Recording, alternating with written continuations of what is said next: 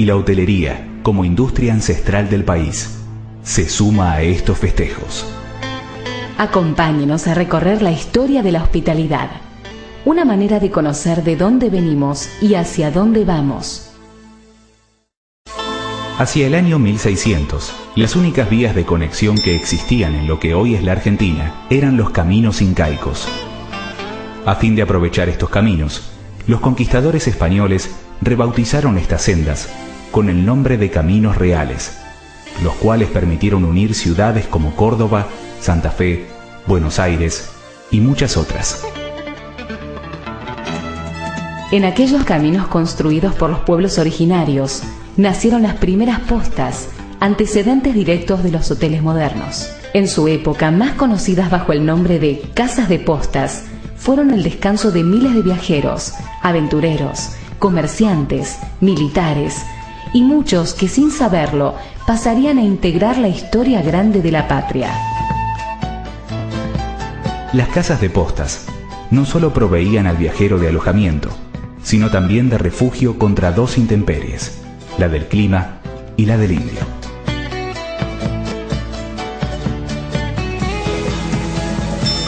En 1777, el rey Carlos III reglamenta las postas. En principio muy rudimentarias, se encontraban cada 20 kilómetros una de la otra. En aquellos puntos inhóspitos, las postas posibilitaban abastecerse de provisiones y el recambio de animales, pero su razón de ser más importante era el transporte del correo. Más allá de la caballada y el correo, la posta era principalmente un lugar que brindaba refugio y protección, siempre bajo la mirada atenta del maestro de posta. Estos primeros posteros, pioneros en la industria de la hospitalidad, son los antecedentes más directos de nuestros actuales gerentes de hotel. Lograr la concesión no era fácil. Los maestros de posta debían tener vocación de servicio, ser vecinos del paraje cercano a la posta, gozar de una reputación intachable y comprometerse a la mejor administración posible. Domar las intemperies y el paisaje tenía algunos beneficios, como el de no tributar impuestos, portar armas y cierta inmunidad ante la ley. No podía ser detenido ni siquiera por la justicia. Se les permitía, además, poder comercializar algún que otro servicio gastronómico. El maestro de posta encarnaba el límite entre el mundo civilizado y el indómito. Este esfuerzo riesgoso le permitía jubilarse después de 15 años de servicio.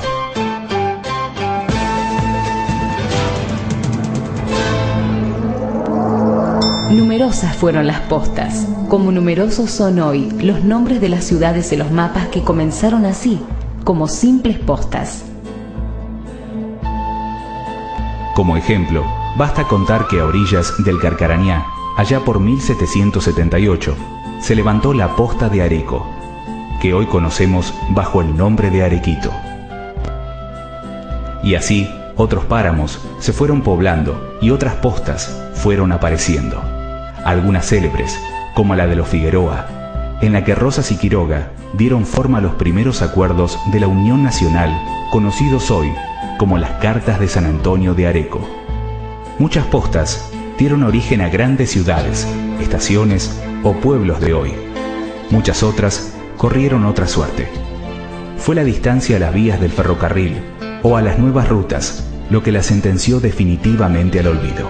A la vera de muchas rutas todavía se pueden apreciar, en algunos parajes, los rastros que las postas nos han dejado como testimonio del esfuerzo y el coraje de aquellos primeros posteros.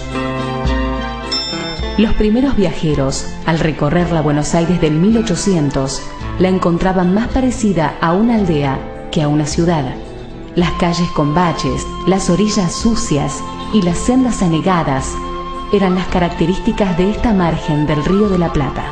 Así y todo, Buenos Aires tenía su sello postal y alguna que otra casa de altos, lo cual dejaba entrever su destino de gran ciudad. 40.000 almas habitaban Buenos Aires. El atractivo principal, los toros.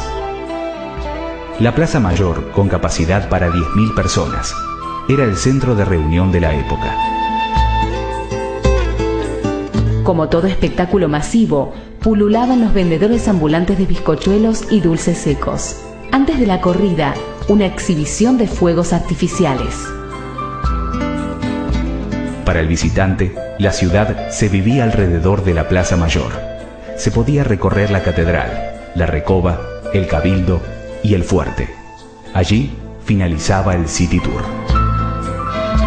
Las relaciones entre vecinos, la actividad social y el crecimiento de la población dieron lugar al nacimiento de las primeras fondas y fondines.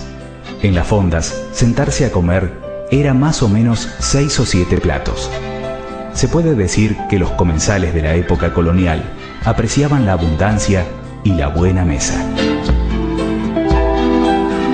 Si nuestra imaginación permite hojear un menú de algún fondín, como aquel llamado La Ratona, en lo que hoy es la calle Perón, podríamos leer: sopa, puchero, mondongo y carbonada, con buena compañía y poco lujo. Si camináramos por lo que hoy es la calle Defensa, nos guiarían los aromas de la fonda de la Catalana y nos tentaría la variedad de vinos artesanales del Fondín de Ramírez. En el suburbio aparecen los ranchos, lugares precarios y marginales que daban abrigo a los gauchos, que para la mirada de los citadinos eran personas de mal vivir. Estos ranchos dieron después nacimiento a las pulperías. En 1806, el pueblo de Buenos Aires resiste las invasiones inglesas. Muchos prisioneros británicos, bajo palabra de honor, prometieron no fugarse y fueron muchas las familias porteñas que les dieron alojamiento. Los europeos trajeron con ellos varias costumbres: dar la mano para saludar, brindar con la copa en alto, cambiar de cubiertos ante cada nuevo plato y los primeros antecedentes de lo que hoy llamamos en inglés bed and breakfast.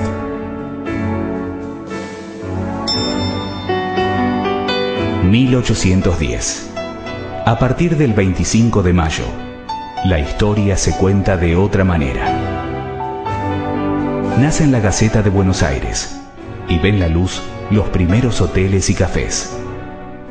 En esta Buenos Aires posrevolucionaria, el alojamiento, en su gran mayoría, está en manos de británicos. Las fondas más reconocidas son las de Thorne, la de los Tres Reyes y la de Smith. Se suman algunos hoteles como el de Faunch y el de Doña Clara, una inglesa célebre por lo sutil de su belleza y lo duro de su carácter. Doña Clara tenía modales duros y un vocabulario lleno de palabrotas, al estilo de los marineros. Cabe destacar que estos reductos eran el punto de encuentro obligado de las comunidades sajonas. Allí se brindaba por la reina y la Constitución inglesa.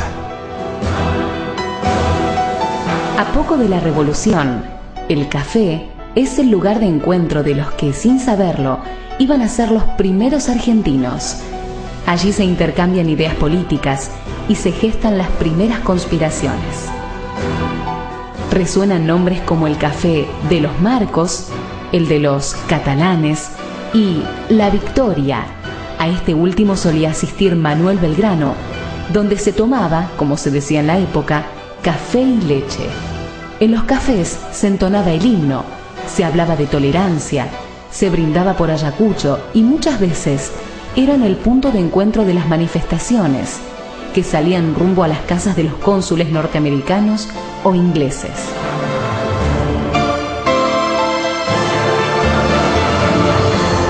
Mientras tanto, en el interior del territorio, las postas protagonizan la vida de la nueva nación. El 2 de febrero de 1813 es la posta del Espinillo, en lo que ahora es la provincia de Santa Fe, la que le proveyó a San Martín los corceles y el acero para luchar en San Lorenzo.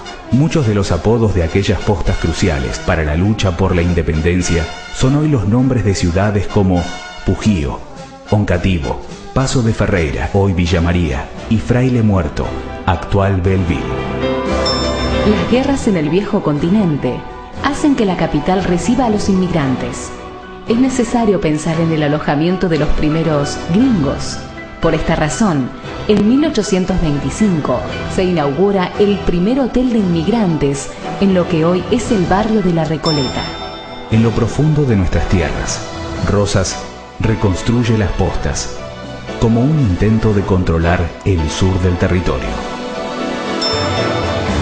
Estamos en 1850 y a pesar de las luchas intestinas, Buenos Aires asiste a la inauguración del Hotel La Bastille. Un diario de la época comenta: espaciosas salas, una entrada regia y hermosas cocheras. Corre el año 1852. Seguimos procurando la unión nacional y la primera constitución parece dar clave para la pacificación. El Hotel Provence rompe la tradición con una nueva concepción de servicio, la cual daría comienzo a la hotelería de alta gama argentina para siempre. Reza una crónica de la época: trato igual a los de los primeros hoteles del mundo. Su director habla 6 idiomas. El país dejaba atrás las luchas y los rencores. La Argentina por venir necesitaba de aquellos que descendían de los barcos. Continúa allí una historia de hoteles y asilos para inmigrantes. Corrientes 8, el Hotel de la calle Cerrito, el Hotel del Caballito, el Asilo de San Fernando y el Hotel de la Rotonda son nombres que nos comunican con esos lugares donde alguna vez se hospedaron nuestros abuelos. Estamos en Buenos Aires. El año es 1857. Las miradas se posan sobre La Porteña, la primera locomotora que hace su recorrido entre Plaza Lavalle y Floresta. Comienzan los primeros trazados del ferrocarril que partían desde Buenos Aires y Rosario. Más tarde se sumarán las estaciones de Las Flores, Bahía Blanca, Neuquén, Zapala y Mar del Plata. Los caminos reales, en muchos casos, sirvieron de trazado para las nuevas vías, que hacia 1870 se extendían más de 700 kilómetros. El tren rompe definitivamente el silencio de las pampas y de las sierras, y paulatinamente las postas le dejan paso a las estaciones, y se comienzan a construir los primeros hoteles del interior. Fue la Compañía de Hoteles Sudamericanos, ligada con los ferrocarriles británicos, la que le dio la administración de los nuevos complejos. El Estado argentino incentivaba a recorrer los diversos puntos del interior, propiciando el turismo antes de llamarse turismo. Son los comienzos de lo que hoy conocemos como la generación del 80. Los monumentos, los puentes, los edificios y los hoteles de lujo son los signos del progreso, cambian para siempre la fisonomía de nuestras ciudades. La imagen del gaucho del que nos habla el Martín Fierro se desvanece de a poco, junto con las últimas postas y pulperías. Al mismo tiempo, en las ciudades conviven los propietarios de los campos, los inmigrantes y las familias patricias, y comienzan a darle forma a eso que hoy llamamos argentinidad. El alojamiento consiste en hoteles de lujo, hoteles de inmigrantes y algunos conventillos que funcionaron hasta el centenario de la nación. En los conventillos eran muchas las lenguas, muchas las razas y muchas las razones para vivir en un país que no claudicaba de prometer esperanzas. Buenos Aires exhibe una calle para exhibirse: Florida. Por allí pasean personajes como Sarmiento, Mitre o Ernesto Torkins, quien años más tarde la coronaría con el Plaza Hotel. A un par de cuadras, entrado 1868, todas las miradas se las lleva el Hotel Argentino, recientemente inaugurado, en el cual José Hernández le diera forma a más de un párrafo de las rimas del Martín Fierro. Son tiempos donde el cuidado de la salud cobra más importancia. Las aguas termales adquieren un sentido terapéutico. En 1878, los salteños asisten a la inauguración del primer hotel de lujo con casino de su provincia, el Hotel Casino Termas de Rosario de la Frontera. Corre 1880. Dardo Rocha gobierna la provincia de Buenos Aires. Mar del Plata recibe su primer tren. Los visitantes cambian la galera por el traje de baño. Estos pioneros en el arte del veraneo se alojan en sus palacios familiares. La Perla del Atlántico ya daba alojamiento para todos los gustos. Los más aristocráticos preferían el Bristol y el Regina. Las familias del interior se sentían más cómodas en el Gran Hotel o el Confortable. El Royal y el Progreso eran los preferidos de las clases medias. Es la generación del lujo y de los bailes de salón. La política no es ajena y suelen verse en los hoteles a personalidades como Carlos Pellegrini, Roque Sáenz Peña y Juárez Selman. Un sonido diferente se escucha en la capital. Es el de un Daimler a vapor, primer automóvil que llegó al país. La historia cuenta que antes de ser La Falda, llegó el Hotel Edén. Entre sus paredes cordobesas transitaron personajes como Einstein y Rubén Darío. Luego de la batalla del Río de la Plata, albergó a parte de la tripulación del hundido Graf P. Todavía no termina el siglo XIX. Dalmiro Varela Castex recorre los empedrados de Buenos Aires en un Benz a caldera. El espíritu pionero lo llevó sucesivamente a traer más coches, además de la idea de fundar un club para automovilistas a la manera de los que existían en Europa. Así nace el ACA, del cual fue elegido presidente desde 1904 hasta 1908. El Automóvil Club Argentino fue fundamental en el desarrollo del turismo, así como también en el marcado y mantenimiento de las carreteras. Tuvo a su cargo la difícil tarea de realizar los primeros relevamientos de rutas para la edición de guías y planos que dieron lugar tiempo después a las hojas de ruta y las descripciones de viajes. El Automóvil Club contribuyó al mantenimiento de las rutas mediante el aporte del 50% de las cuotas societarias. La concepción del servicio en todas sus formas, sin importar las distancias, dio comienzo a la instalación de las primeras casillas camineras, fundamentales para los automovilistas, pues contaban con abastecimiento, servicio mecánico y, en su mayoría, con teléfono. Un 15 de julio de 1909, Figueroa Alcorta y toda su comitiva asistieron a la apertura de un hotel diferente a todo lo conocido hasta ese entonces. Frente a la Plaza San Martín, se inaugura el Plaza Hotel, hoy decano de los hoteles de lujo. Algunos de sus cuartos permiten imaginar las personalidades y las voces más reconocidas de la historia. Se cuenta que Luciano Pavarotti hizo instalar una cocina en su habitación en 1987 y que Enrico Caruso rompió el espejo de un botiquín ensayando un Allegro vivace. Las avenidas y los puertos se iluminan. Llegan nuevos monumentos a las ciudades y comitivas de todas partes del mundo. Se anuncia la Argentina del Centenario. Estamos en mayo de 1910. Las orillas del delta del Paraná también suscriben al lujo. La sociedad porteña posa su mirada sobre el Tigre Hotel. Son tiempos de inauguraciones. Nace el último y definitivo Hotel de Inmigrantes, junto al nuevo desembarcadero, exclusivo para los recién llegados. Por su parte, el sur ve levantarse al nuevo Hotel Sierra de la Ventana. Una fuente inagotable de inspiración para poetas, políticos y artistas de la talla de Federico García Lorca e Hipólito Yrigoyen son los hoteles y confiterías de la Avenida de Mayo, que hoy mantienen vivo ese recuerdo. El Palace, el París y el Cecil Hotel son emblemas de esta etapa. Se modifica la fisonomía de otros lugares de la costa atlántica. Un grupo de inmigrantes belgas inaugura el Hotel Ostende en el año 1913. En Mendoza, la compañía británica, a partir del trazado ferroviario a Chile, construyó elegantes hoteles, entre ellos el Hotel Termas de Cacheuta. Córdoba recibe el primer hotel con agua caliente y baños privados, el Hotel Victoria. Por sus cuartos pasaron figuras como Carlos Gardel, que tenía en el último piso su sala de ensayo privada. Corrientes les ofrece a las familias de Buenos Aires un lugar a donde escapar de las inclemencias del invierno. Inaugura en Empedrado la Ciudad de Invierno, un complejo hotelero de lujo en la Mesopotamia.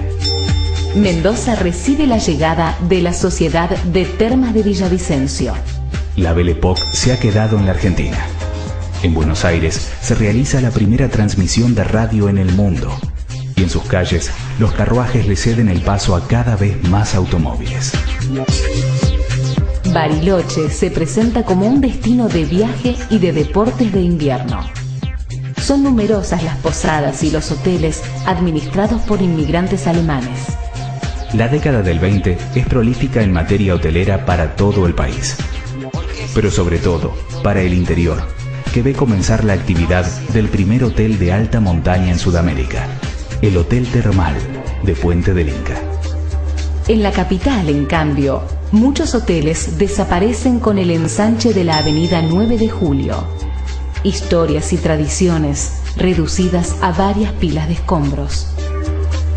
Llama la atención en La Recoleta, en una de las avenidas emblemáticas del lujo y la tradición de la sociedad porteña, la apertura del Alvear Palace Hotel en 1932, el cual devela el misterio de sus planos importados de Francia. El viajar por placer cobra un sentido patriótico.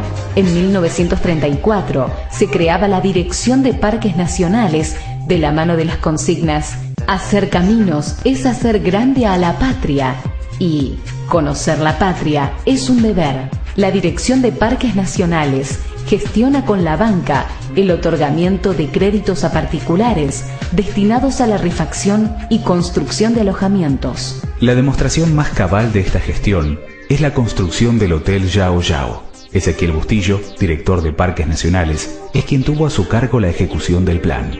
La única objeción fue la ética. Consignó que si su hermano, el arquitecto Alejandro Bustillo, ganaba el concurso para el diseño, no podría cobrar un centavo. El sueño de Bustillo toma forma. Abre el Yao Yao en Bariloche en enero del 38. Un año y medio más tarde, un incendio lo destruiría casi totalmente. Es reinaugurado el día 15 de diciembre de 1940.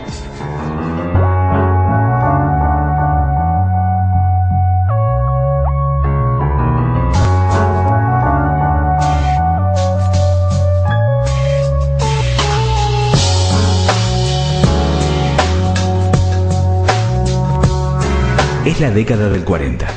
Son tiempos de cambios. Lo social empieza a cobrar otra relevancia. Llega al gobierno Juan Domingo Perón en febrero de 1946.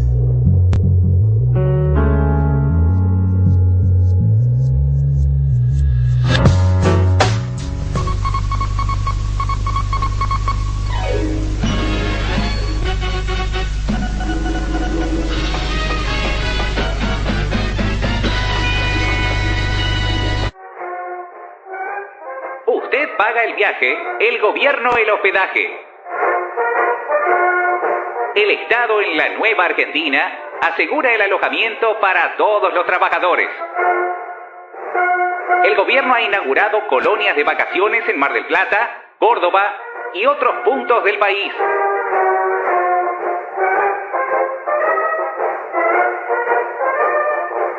En tanto, la Fundación Eva Perón administra, para bien de todo el pueblo argentino que ahora goza de su derecho a las vacaciones pagas, los hoteles de Chapadmalal, Embalse Río Tercero y muchos otros, que reflejan los pujantes logros del primer plan quinquenal.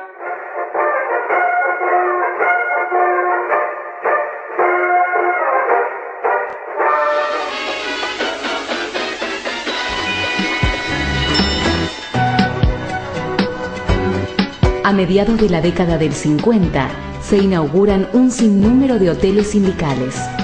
Por otra parte, se consolidan Bariloche y otros centros de esquí como los principales destinos de los viajes de egresados. El cine internacional es protagonista en la Mar del Plata del año 54. Actores como Alberto Sordi y Gina Lollobrigida asisten al primer festival de cine celebrado en esa ciudad. Estamos en la década del 60. En pleno desarrollismo, el turismo se empieza a abordar desde la teoría de los sistemas y la actividad adquiere cada vez más su perfil de servicios. La clase media comienza a planificar a conciencia la utilización de su tiempo libre. Cada vez se especializa más la mirada sobre el turismo. Un ejemplo claro es la planificación de la zona sur de Mendoza, que una década más tarde culminaría con el emplazamiento del complejo Las Leñas. En En el año 1972, en la capital federal, el barrio de Retiro asiste sorprendido a la inauguración del primer edificio perteneciente a una cadena hotelera internacional, el Sheraton, donde años más tarde, Frank Sinatra diera 2 funciones inolvidables. 3 años más tarde, se inaugura el complejo Zárate Brazo Largo. Una consecuencia directa de esta obra es el incremento de las plazas hoteleras en la Mesopotamia durante los años posteriores. La Argentina se prepara para su primer Mundial de Fútbol. Esta circunstancia generó los incentivos necesarios para la ampliación del número de plazas hoteleras de todo el país. El conflicto del Atlántico Sur aletarga el desarrollo de la industria hotelera. Se inaugura el complejo Las Leñas y Raúl Alfonsín asume la presidencia de la nación. Se retorna a la democracia. Corre 1983. A finales de los 80, Argentina ingresa de lleno a un nuevo modelo económico. El contexto y las relaciones internacionales propician la instalación de varias cadenas hoteleras, por nombrar algunas: Caesar Park, Park Hyatt, Four Seasons, Intercontinental, Hilton, Howard Johnson, Holiday Inn, Meliá, NH y la argentina Amerian. Se instalaron también hoteles ejecutivos de 4 y 5 estrellas. Empieza a decaer el modelo económico de la década del 90. Llega el final del siglo XX y 2 años más tarde, el final de la convertibilidad. A partir de 2003, el turismo experimenta una sostenida reactivación. En estos años, crecen los centros de convenciones y eventos. Se sanciona la nueva Ley Nacional de Turismo y múltiples instituciones educativas de formación incorporaron dentro de sus áreas académicas las carreras de turismo y hotelería. Desde el 2006, y a pesar de la crisis mundial, Argentina sostiene su desarrollo turístico. Se corren 2 Rally Dakar que propician la llegada de visitantes de todas partes del mundo. Quedan en la historia y en el recuerdo las primeras postas, aquellos hoteles de inmigrantes, los primeros conventillos, el lujo de la Belle Époque argentina y el centenario, las primeras vacaciones gracias al turismo social, los emprendimientos que llegaron con el Mundial 78, los centros de esquí de los 80s, las cadenas hoteleras que poblaron de alojamiento el país durante los 90 y los hoteles de alta gama que hoy trabajan con la vocación de servicio de los primeros maestros de postas. El hospedaje en todas sus formas ha permitido a lo largo de la historia lugares de refugio, de sosiego, de descanso, pero por sobre todas las cosas, lugares donde fue posible soñar el país que somos hoy. Hemos recorrido fugazmente desde dónde venimos. Es tiempo de mirar hacia dónde vamos.